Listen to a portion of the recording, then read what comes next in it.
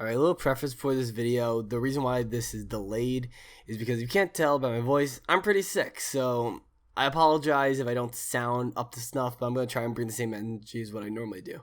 Anyway, let's get into it.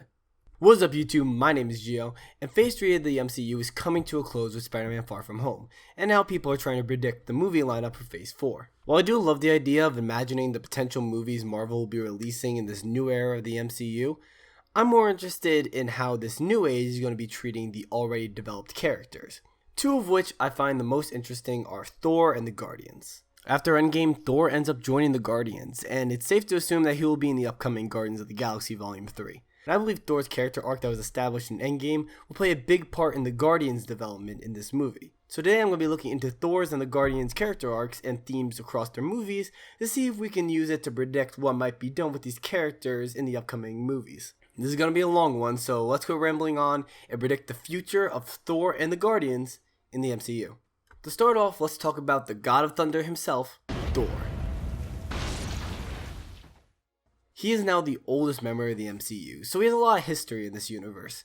A recurring theme in all the Thor movies is the idea of gain and loss. Whenever Thor gains something, something else is instantly taken away. In the first Thor movie, he loses his home, his hammer, and his worthiness. Yes, he gets it all back, but he then loses his chance to be with Jane. Sure, he reunites with her in Thor the Dark World, but he loses his mother and Loki as a result.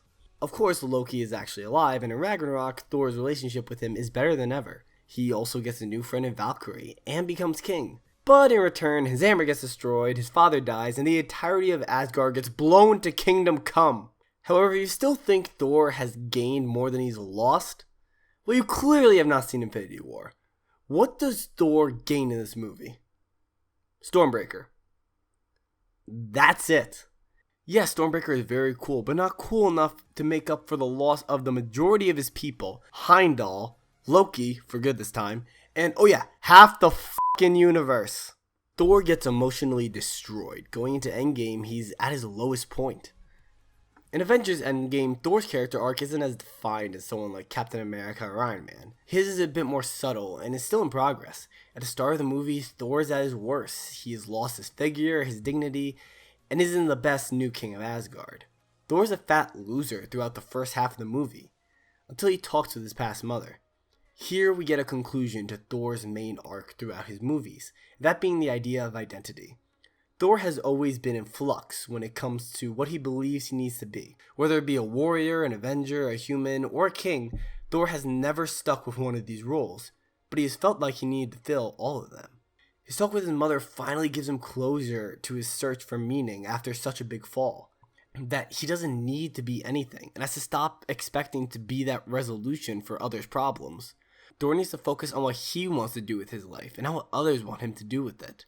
And from this point on, Thor is on a slow rise back to glory. We see this commitment to his mother's words by passing the leadership of New Asgard over to Valkyrie, a position that he was longing for in the first movie. Doomed to fail. Look how far they got! We will find the breach in our defenses, and it will be sealed. As king of Asgard... But you're not king! Not yet. Now it doesn't hold the significance in his eyes that it used to. Thor has finally gained more than he lost. He's gained clarity on what he needs to do. He can finally move on from trying to be the mighty Thor that can solve all problems with a swing of a hammer. It's just being Thor, Odinson. He then takes the next steps in order to move his character further by joining the one team that could take him to faraway places that he's never explored. The Guardians.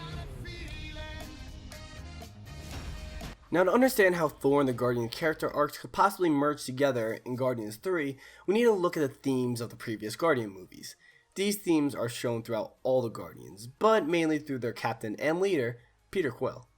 The original Guardians of the Galaxy is a lot about sharing your pain.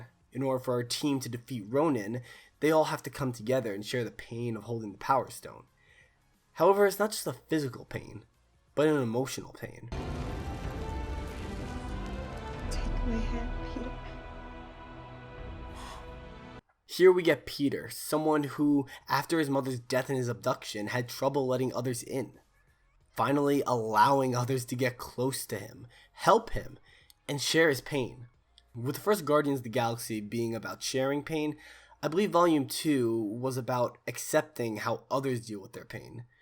Throughout the movie, Peter and Rocket are at odds, and we learn through Rocket's adventures with Yondu that he's always acting like a dick towards Peter because of his fear of abandonment.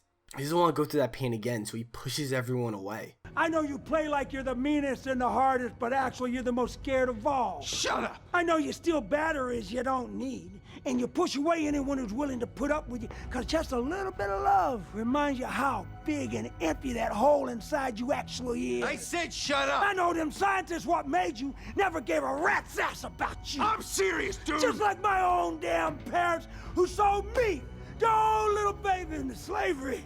I know who you are, boy, because you're me. With Peter, after meeting his biological father, Ego, he gets godlike powers and becomes much more self-centered. This is until he finds out that Ego killed his mother, causing Peter to turn on him. It broke my heart to put that tumor in her head.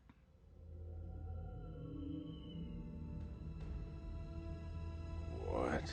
No, all right. I know that sounds bad.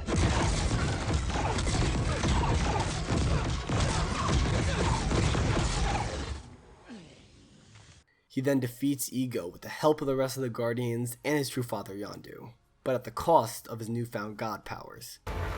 Stop! Listen to me! You are a god.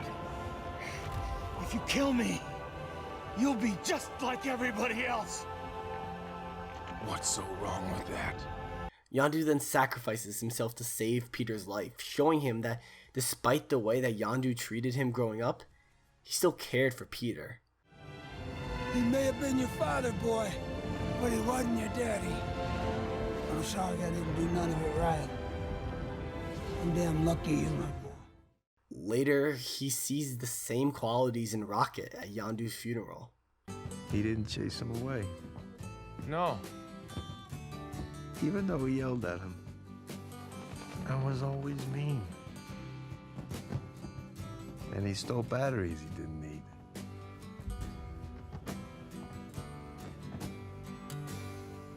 Well, of course not.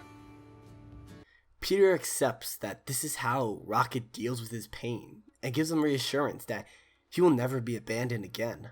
Now, Guardians of the Galaxy Volume 2 has many themes that aren't limited to accepting how others deal with their pain. I'm just using this one because it best illustrates my point. Okay, so we have a movie where these characters come together through sharing their pain. A sequel where they need to stick together to learn about accepting how each other go through their pain in their own way. And now we have Guardians of the Galaxy Volume 3, and nobody knows what it's going to be about. However, based on the themes we've gotten in the prior Guardian movies, I think I can paint a pretty interesting picture on what Volume 3 could be about. I believe the theme of Guardians of the Galaxy Volume 3 will be the idea of letting go. See, what I imagine is that Peter is going to be searching for Gamora for the majority of the movie. The first time Peter lost someone, he ran away. Now he could go through the other extreme and obsess with trying to find her, which gets the Guardians into a bit of trouble. Maybe running into Beta Ray Bill, which is said to appear in this movie, but that's a story for another day. Anyway, this is where Thor can play an amazing role in this movie because it took him so long to learn how to let go, and it nearly caused the destruction of his whole life. And now he's starting to see those same qualities in Quill. Each Guardian, in fact, can play a big role in helping Peter. Mantis could talk about how letting go of the only life she knew is what led her to the Guardians in the first place. Drax and Nebula can discuss about how after Thanos was killed, they had to move on from the pain he caused them both, and how it brought them both peace. Thor can tell Peter stories of his past, how he thought he had to be the mighty Thor, god of thunder, king of Asgard. But it closed his mind to his true potential, and that letting go of that idea opened his eyes to new possibilities. Finally, you can have a one-on-one talk between Rocket and Peter, probably towards the end of the movie. Here, Rocket can finally open up to Quill. He can tell him that he was finally getting used to having a family, and in a snap, he lost everything. How the first few years were rough, but he knew they would still want him to give a shit about the universe. This led him into keeping in contact with the Avengers. He had to let go of what happened, to move on, but he never forgot. He never forgot what his friends taught him through their adventures, the time they spent together, and how they helped each other grow. He can explain that it's okay to miss Gamora. He never has to forget her, but she would have wanted Peter to move on. With that, Peter can take what Rocket says to heart, and we can see him and Rocket share a genuinely touching moment, ending with Peter taking his first steps of letting go by visiting his mother's grave.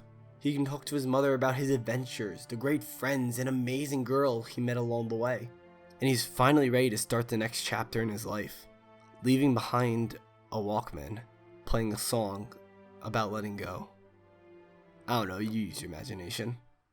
Oh my god, my throat is killing me. That was a long one. If you guys can't tell, I love the Guardians of the Galaxy movies, so I wanted to give myself enough time to really flesh out this idea I have. I really like the idea of letting go being a part of Peter's character arc, and how Thor and Rocket can be the catalyst to help him go through that. I think the themes and family dynamics with the Guardians of the Galaxy movies are amazing, and I know none of my ideas will ever come close to what James Gunn probably has planned for this series. However, if you guys like this idea and want me to expand on it more, I could definitely create something similar to Nando v Movies Justice League Rewrite series. But I'll do it only if you guys want to see it, because it would take a long time to make. Anyway, I do hope you guys enjoyed the video. Sorry again for my raspy voice, but apparently YouTube doesn't let me post community posts until I get to a certain amount of subscribers. So I couldn't let you guys know, hey, I'm sick, the video might be delayed. So I'm trying to get this out ASAP. Also, thank you guys so much for the support you guys have been showing on the channel. It is insane. We're coming up on almost 800 subscribers. If we get to 1,000 subscribers, I will lose my freaking mind. Like, that is actually insane. Anyway, I do hope you guys enjoyed the video. Let me know in the comment section below. What do you guys think the future is for Thor and the Guardians? I read as many comments as I can, and I will hopefully reply to you. Anyway, hope you guys did enjoy the video. If you guys liked it and new to the channel, hit that like and subscribe button. Also, did the channel's potential, hit those same buttons. Anyway, my name has been Gio, and I will touch you all later. Peace. Oh, my voice. Jesus Christ, my voice. Kill me.